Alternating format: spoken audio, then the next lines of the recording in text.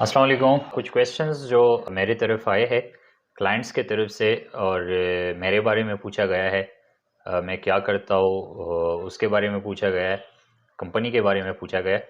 तो आपके साथ भी शेयर करता हूँ, शायद आपको भी उससे कुछ फ़ायदा हो जाए।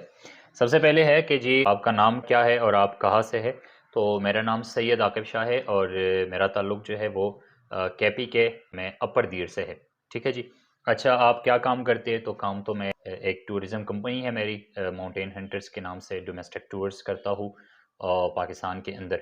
उसके अलावा रियल एस्टेट में मैजेस्टिक मार्केटिंग में एज अ जनरल मैनेजर भी काम कर रहा हूँ। अच्छा जी, फिर क्वेश्चन है कि आप रियल एस्टेट के साइड पे कैसे आए। तो रियल एस्टेट का ये है कि एक अच्छा फील्ड है और बेहतरीन फील्ड है। इसमें फ्यूचर भी है, पैसा भी है और इज़्ज़त भी है, लेकिन अगर अच्छे तरीके से किया जाए। पाकिस्तान में रियल एस्टेट के क्या बेस्ट ऑप्शन है, कहाँ-कहाँ पर इन्वेस्टमेंट करनी चाहिए? तो जी, पाकिस्तान में रियल एस्टेट में जो अच्छा पोटेंशियल है वो आजकल जो हाइप क्रिएट है वो इस्लामाबाद की है। इस्लामाबाद वहाँ पर जो मार्केट है उसमें बहुत ज़्यादा लोग जो है वो आ रहे हैं, वहाँ पर इन्वेस्टमेंट कर रहे हैं। क्योंकि इस्लामाबाद मैं समझता हूँ कि वो पाकिस्तान का एक हब है, मेन हब है जहाँ से लोग आते हैं पूरे पाकिस्तान में जहाँ पर। तो मैं समझता हूँ कि इस्लामाबाद जो है वो पाकिस्तान का दिल है। कैसे?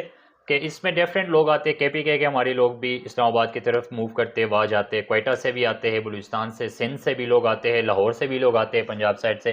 तो इसलिए इस्लामाबाद के अंदर जो है वो हाई राइजेज़ अगर हम उठा के देख लें या जो दूसरी सोसाइटीज़ है उसको उठा के देख लें तो वहाँ पर लोग ज़्यादा इन्वेस्टमेंट कर रहे हैं। अच्छा जी, मैजेस्टिक मार्केटिंग जो है वो पाकिस्तान में कौन-कौन सी सोसाइटीज़ है और कहाँ-कहाँ पर डील करती है? तो मैजेस्टिक मार्केटिंग बेसिकली जो है एक मार्केटिंग कंपनी है जो different societies, different projects deal कर रही है। प्रोजेक्ट हमारे पास है इस्लामाबाद के अंदर, पेशावर के अंदर भी है।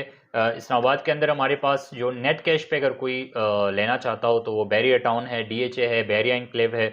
इसके अलावा साथ-साथ ये है कि डीएचए सेक्टर्स में भी कर सकता है, टॉप सिटी, मुमताज़ सिटी में कर सकता है। इंस्टॉलमेंट पे अगर हम आ जाए तो उसमें फिर हमारे पास पार्क व्यू, ताज रेजिडेंशिया, उसके अलावा bluewood city, kingdom valley, forest town एक अच्छा ऑप्शन है इस्लामाबाद के अंदर इन्वेस्टमेंट के लिए। तो इन सोसाइटीज़ में हम डील करते हैं और ये है कि आप लोग भी उसमें इन्वेस्टमेंट अगर करना चाहते हैं तो आप हमसे रब्ता कर सकते हैं। जी, इसके अलावा ये है कि पाकिस्तान में रियल एस्टेट साइट पर इन्वेस्टमेंट करनी चाहिए या नहीं करनी चाहिए और कौन सी मुनासिब जगह है या कौन सा मुनासिब प्रोजेक्ट है जहाँ पर इन्वेस्टमेंट की जा सकती है। तो जी, सबसे पहले तो ये है कि इन्वेस्टमेंट लाज़मी करनी चाहिए रियल एस्टेट साइड पे, क्योंकि ये एक अच्छा फ़ील्ड है और आपको उस पे रिटर्न भी अच्छा मिलता है, सेफ साइड भी है। दूसरा ये है कि आप अपने बजट को देखें कि आप लाइक हमारे पास क्लाइंट आते हैं तो हम यही पूछते हैं कि आपकी बजट कितनी है। उस बजट के अकॉर्डिंग हम उसको फिर ये कहते हैं कि जी आप फलानी जगह पे इन्वेस्टमेंट करें। लाइक मैंने पहले भी आपसे ज़िक्र किया कि आप नेट कैश पे लेना चाहते हैं तो आपके पास ऑप्शंस मौजूद है और अगर आप इंस्टॉलमेंट पे लेना चाहते हैं तो आपके पास ऑप्शन मौजूद है। फिर उसमें भी आपकी जो है ना मंथली इंस्टॉलमेंट आप कितना पे कर सकते हैं, वो 8,000 से लेकर 1 लाख तक, 1.5 लाख तक क्वार्टरली इंस्टॉलमेंट जाती है। तो उसमें भी आप देख लें कि आपकी बजट कितनी है और आप कहाँ पर कर सकते हैं, या आप रेजिडेंशियल पर्पज़ के लिए ले रहे हैं या लॉन्ग टर्म इन्वेस्टमेंट के लिए ले रहे हैं, ठीक है? तो उन चीज़ों को आप देख सकते हैं। अच्छा जी, फिर है इस्लामाबाद, पेशावर में कौन-सी जगह पे इन्वेस्टमेंट करनी चाहिए, कौन-सा आप प्रेफ़र करते हैं? या मेरे ख़्याल से मेरे नज़दीक तो इस्लामाबाद बेस्ट है क्योंकि मुझे इस्लामाबाद खुद पसंद है और वहाँ पर करनी चाहिए। हाँ, पेशावर का ऑप्शन भी बड़ा अच्छा ऑप्शन है, पेशावर में भी आप लोग इन्वेस्टमेंट कर सकते हैं और वहाँ पर भी आ सकते हैं।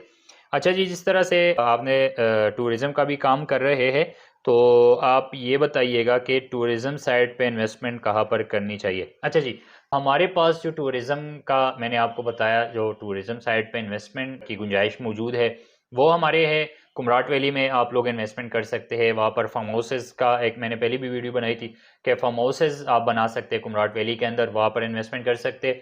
उसके अलावा ये है कि हाई राइज़ेज़ बन सकते हैं कुमराट के अंदर और बनेंगे इंशाल्लाह। उसमें होटलिंग साइड पे आप इन्वेस्टमेंट कर सकते हैं कुमराट के अंदर, क्योंकि टूरिस्ट आ रहे हैं कुमराट के अंदर, बहुत ज़्यादा टूरिस्ट का रुझान है। इसी तरह कलाम में भी कर सकते हैं, स्कर्दू वैली है, ठीक है, हुंज़ा में भी कर सकते हैं। तो टूरिज़्म को अगर हम लिंक करें रियल एस्टेट के साथ तो ये है कि ये एक बड़ा फ़ील्ड है, इंडस्ट्री के तौर पे जो है ना पाकिस्तान में अभी आ रही है। तो जी, blue world city, kingdom valley और फॉरेस्ट टाउन इस्लामाबाद में कौन-सी सोसाइटी बेस्ट है? तो तीनों अपनी जगह पे बेस्ट ऑप्शंस है, ठीक है। किंगडम वैली की अपनी नोयत एक सोसाइटी है, ब्लू वर्ल्ड सिटी एक अलग मेगा प्रोजेक्ट है, ठीक है। जो फॉरेस्ट टाउन है वो इन दोनों से बिल्कुल अलग है, क्योंकि वो फर्स्ट बायोफिलिक कंसेप्ट पेश कर रही है पाकिस्तान के अंदर। तो फॉरेस्ट टाउन है वो भी एक अच्छा ऑप्शन है, बायोफिलिक कंसेप्ट है।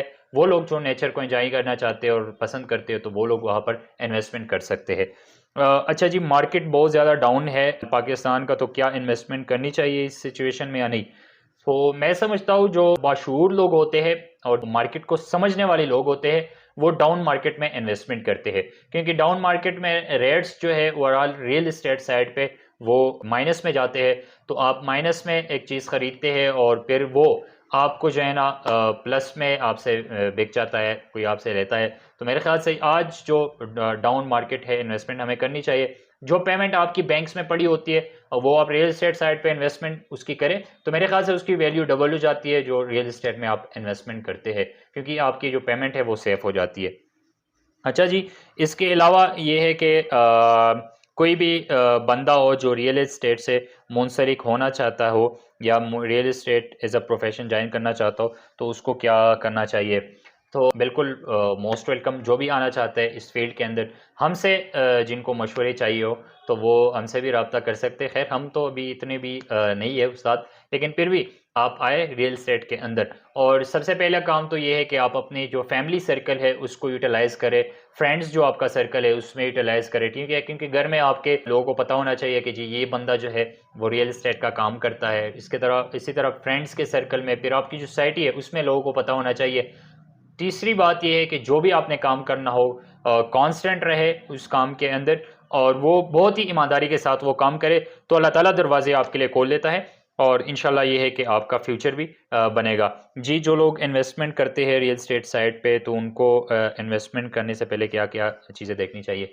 तो मैं समझता हूँ कि जहाँ पर आप इन्वेस्टमेंट करते हैं, जिन-जिन साइट्स पे आप इन्वेस्टमेंट करते हैं, तो सबसे पहले आप ये देखें कि सोसाइटी के जो ओनर है वो किस तरह का बंदा है, उसकी क्या बैकग्राउंड है, ज़मीन उसके पास मौजूद है कि नहीं है, डेवलपर जो है जो सोसाइटी को डेवलप कर रहे हैं, वो कैसे लोग हैं और उनने पहले कोई प्रोजेक्ट डिलीवर किया है कि नहीं किया हुआ, ठीक है? उस चीज़ को देखना चाहिए। इसके साथ-साथ जो बाद में चीज़ आती है वो एनओसी का है कि एनओसी प्रोजेक्ट को मिली है कि नहीं मिली। तो ये है कि इससे पहले ये जो 2-3 चीज़ें हैं ये बहुत ज़रूरी है, क्योंकि जितना तगड़ा और स्ट्रॉन्ग ग्रुप होता है, एनओसी भी उतनी जल्दी उनको मिल जाती है। तो ये सारी चीज़ें हैं, ये सारे क्वेश्चंस थे जो मुझसे पूछे गए थे। इसके हटकर भी आपको भी कोई ज़हन में आपके कोई क्वेश्चंस है या कोई चीज़ें हैं, तो मेरे फेसबुक पेज पे, इंस्टाग्राम पेज पे आप लोग राब्ता कर सकते हैं। मेरे कॉन्टैक्ट नंबर पे आप राब्ता कर सकते हैं। आपका जो भी क्वेश्चन हो इंशाल्लाह मैं जवाब दूँगा। Thank you so much. अल्लाह हाफ़िज़।